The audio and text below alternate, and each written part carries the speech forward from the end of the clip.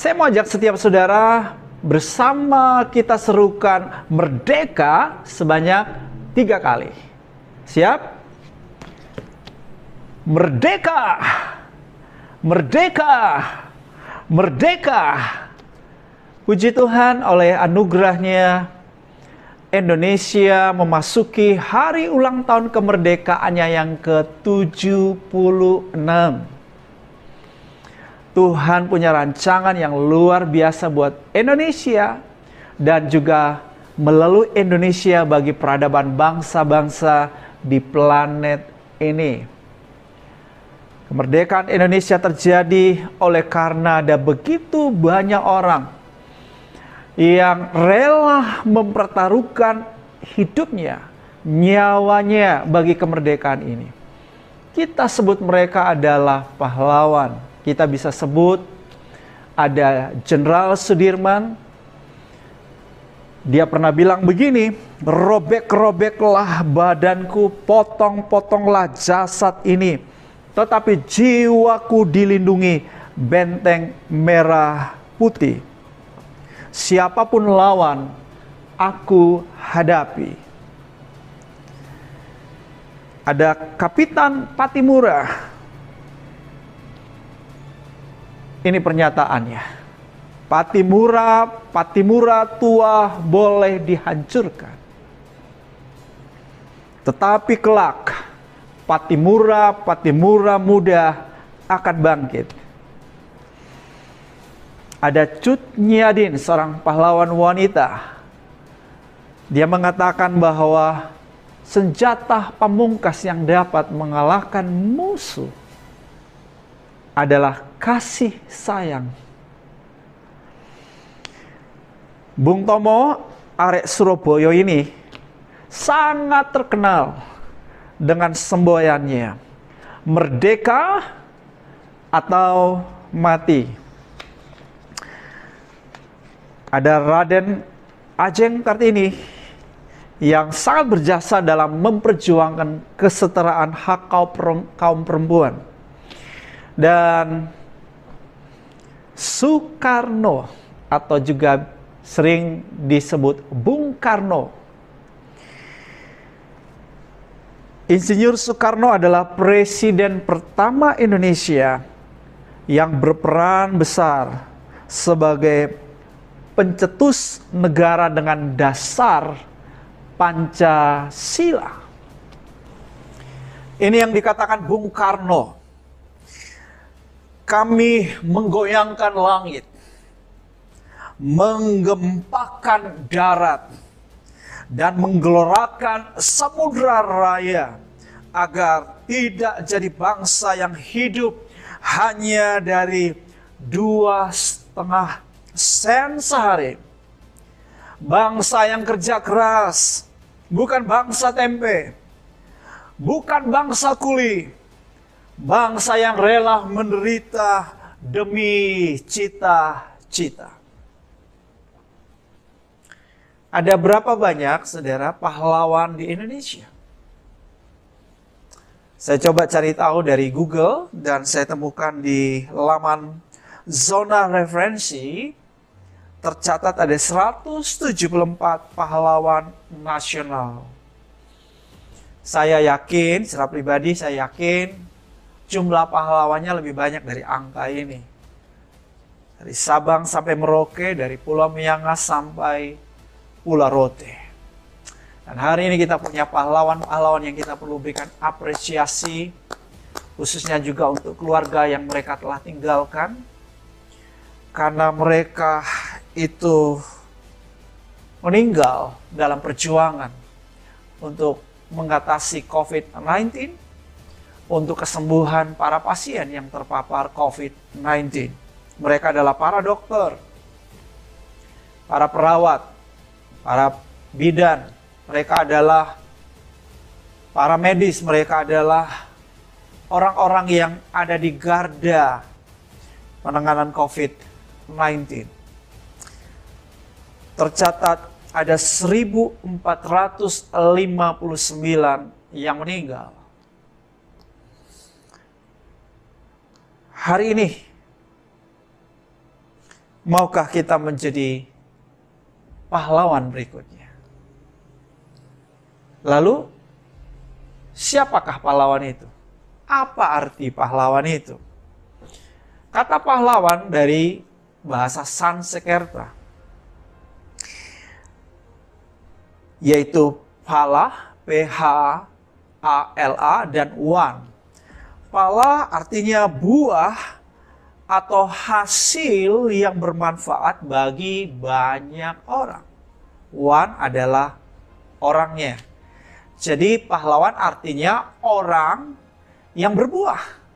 Orang yang hidupnya bermanfaat bagi banyak orang. Joseph Campbell mendefinisikan pahlawan adalah seseorang yang telah memberikan hidupnya untuk sesuatu yang lebih besar dari dirinya. Debbie Mazar memberikan pengertian pahlawan adalah seseorang yang tidak mementingkan dirinya sendiri. Yang murah hati. Jadi kalau kita tidak mementingkan diri sendiri, murah hati, yang hanya mencoba untuk memberi kembali sebanyak mungkin dan membantu orang lain. Itulah pahlawan. Hari-hari ini kita mau melakukan tindakan-tindakan kepahlawanan. Ibrani 13 ayat 16 berkata, dan janganlah kamu lupa berbuat baik dan memberi bantuan. Sebab korban-korban, nah ada kata korban.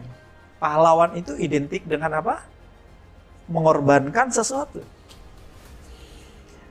Korban-korban yang demikianlah yang berkenan kepada Allah. Galatia 6 ayat 9 dan 10 mengatakan, janganlah kita jemu-jemu berbuat baik, karena apabila sudah datang waktunya kita akan menuai. Puji Tuhan, jadi mari kita terus berbuat baik. Dilanjutkan oleh Paulus di kitab Galatia kepada jemaat Galatia. Terus berbuat baik, tidak jemu-jemu berbuat baik selama masih ada kesempatan. Kita sehat, hidup, itu sebuah kesempatan. Kesempatan untuk apa? Berbuat baik. Katakan bersama saya hidup, sehat, kuat adalah sebuah kesempatan untuk berbuat baik. Marilah kita berbuat baik. Sebuah ajakan. Marilah kita berbuat baik. Ini tindakan kepahlawanan. Kepada semua orang. Ya, teman-teman kita, tetangga-tetangga kita, di lingkungan kita, di ruang kerja kita. Kita berbuat baik kepada semua orang, agama manapun, suku manapun, negara manapun. Amin. Tetapi yang terutama kepada kawan-kawan kita seiman yang ada di Kersel, di kampus kita, yang ada di gereja kita, pelayanan kita.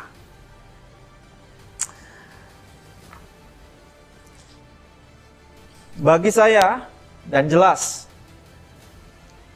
Daniel adalah seorang pahlawan iman. Dia rela mempertaruhkan nyawanya demi keselamatan yang pertama adalah bangsanya. Karena ketika dia dengar ada undang-undang bahwa nggak boleh ada orang yang sembahyang di waktu tertentu itu, dia tetap sembahyang. Dia tetap sembahyang untuk keselamatan bangsa Israel. Dan dia tahu risikonya. Dia rela untuk dibuang hidup-hidup di gua singa. Ini seorang pahlawan. Tapi karena kepahlawanannya, bukan saja keselamatan buat bangsa Israel, umat Israel. Tapi juga, saudara, ternyata buat bangsa-bangsa yang ada di bawah kekuasaan kerajaan Darius pada waktu itu. Luar biasa.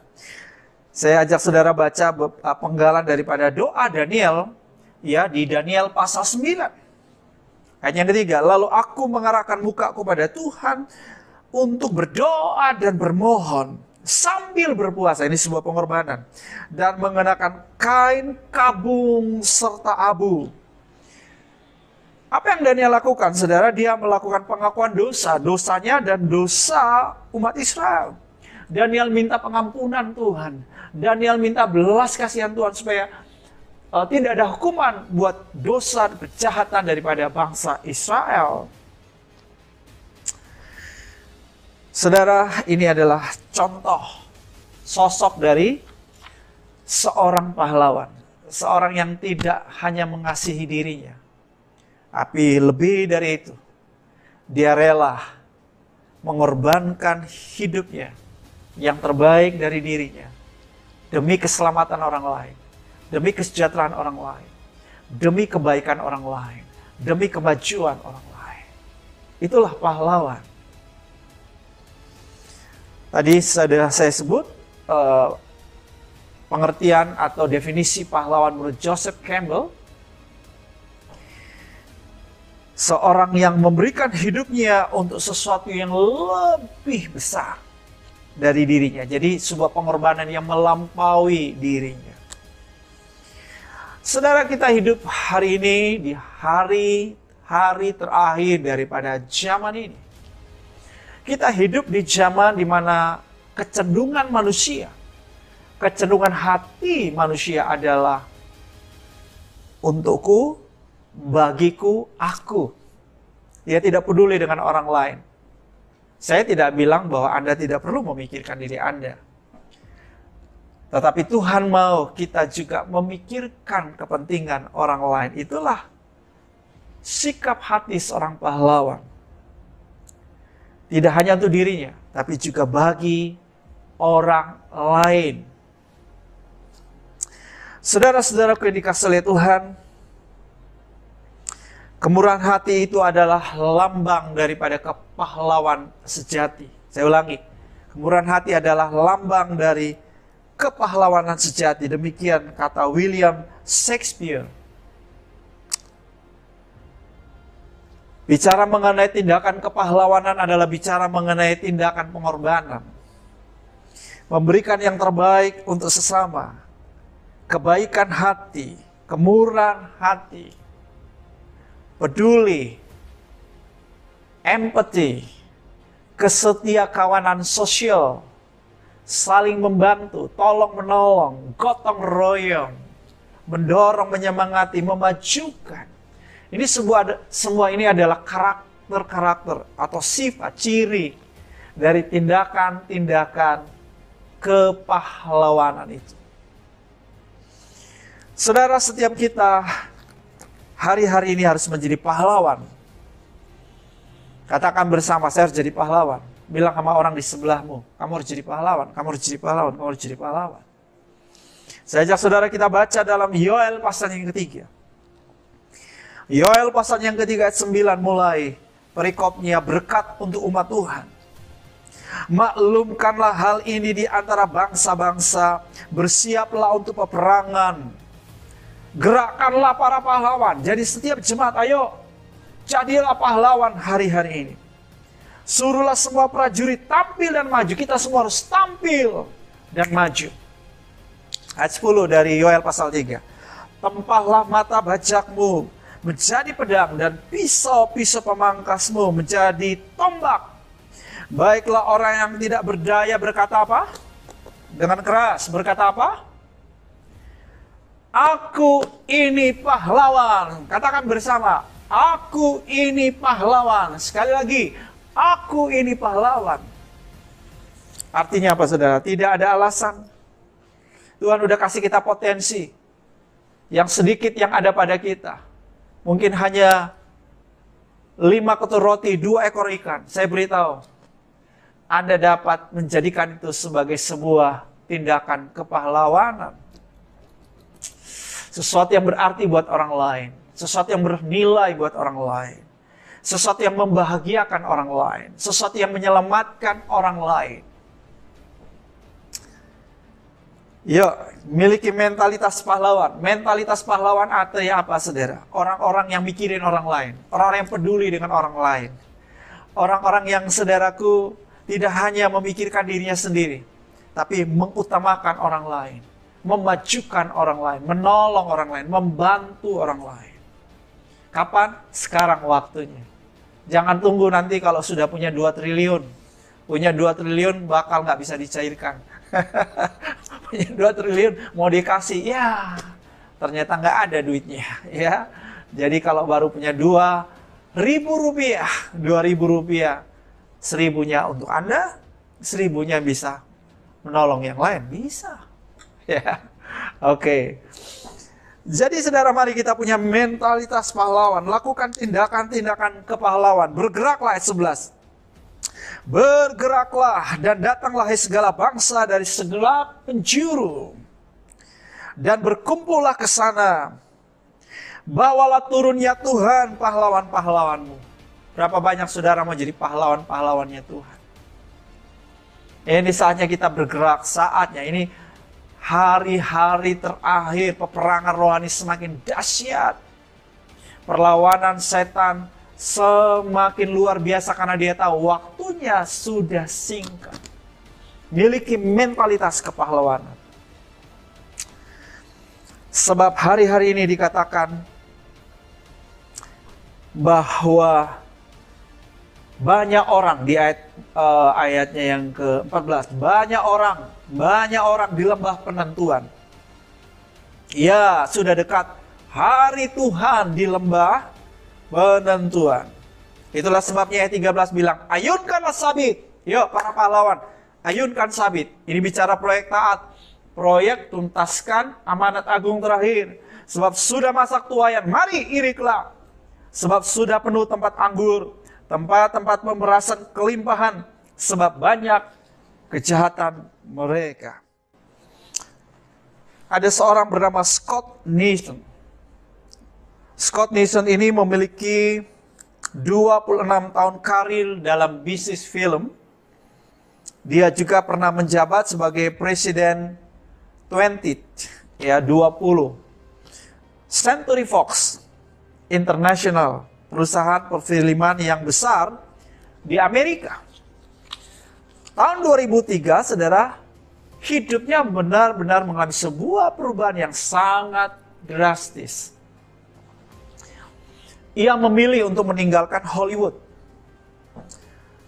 Dia menjual rumah-rumah mewahnya, dia juga menjual mobil-mobil mewahnya, bahkan kapal pesiarnya juga dijual.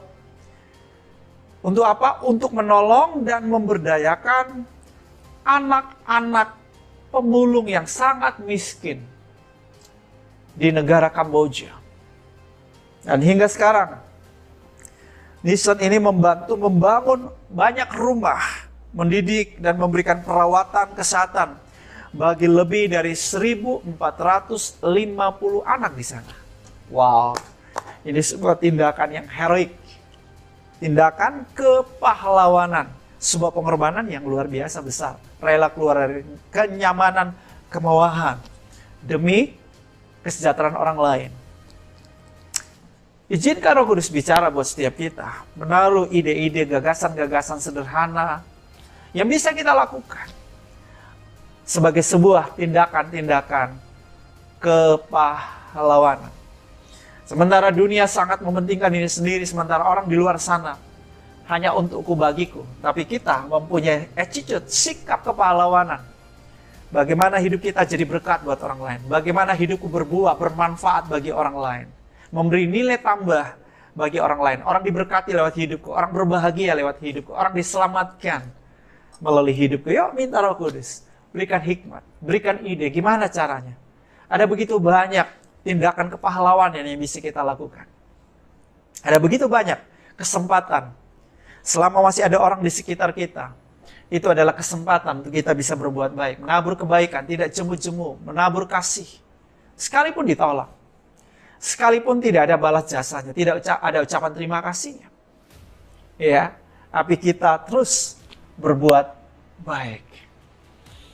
Saya akhiri dengan mengajak saudara melihat catatan doa dari Fransiskus. Doa Fransiskus dari Assisi, sebuah doa yang terkenal. Ketika saya membaca doa Fransiskus dari Assisi, saya lihat ini adalah doa kepahlawanan. Saya ajak saudara kita eh, melihat catatan doa Fransiskus dan kita sama-sama berdoa seperti doanya Fransiskus. Biarlah doa ini menjadi tindakan-tindakan kepahlawanan dalam hidup kita. Haleluya. Jemaat Kota Wisata, Jemaat Kupang, Jemaat Soe, setiap pemirsa, siapapun yang mendengar khotbah ini, izinkan Roh Kudus bicara buat saudara. Kita bukan hanya, saudara, menyatakan kasih dalam perkataan, tetapi dalam perbuatan. Itulah kekristenan sesungguhnya. Itulah, saudaraku, manusia baru sesungguhnya. Itulah gereja sesungguhnya. Bukan hanya dengan perkataan, tapi bahkan rela memberikan nyawanya bagi saudaranya. Artinya apa? Rela berikan yang terbaik buat orang lain. Nah, yuk kita perhatikan doa ini, dan ini juga menjadi doa kita. Amin. Sejak jemaat Tuhan, kita menaikkan doanya Fransiskus dari Asisi ini. Biarlah doa ini menjadi sebuah tindakan kepahlawanan dalam hidup kita. Tuhan, jadikanlah aku pembawa damai. Bila terjadi kebencian, jadikanlah aku pembawa cinta kasih. Bila terjadi penghinaan, jadikanlah aku pembawa pengampunan. Bila terjadi perselisihan, jadikanlah aku pembawa kerukunan. Bila terjadi kesesatan, jadikanlah aku pembawa kebenaran. Bila terjadi kebimbangan, jadikanlah aku pembawa kepastian. Bila terjadi keputusasaan, jadikanlah aku pembawa harapan. Bila terjadi kegelapan, jadikanlah aku pembawa terang. Bila terjadi kesedihan, jadikanlah aku pembawa sukacita. Ya Tuhan Allah, ajarlah aku untuk lebih suka menghibur daripada dihibur.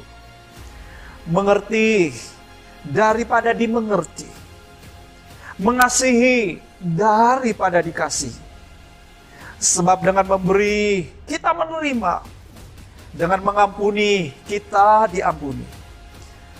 Dan dengan mati suci, kita dilahirkan ke dalam hidup kekal. Amin. Wujudkan doa kepahlawanan ini. Jadilah pahlawan. Tuhan Yesus berkati.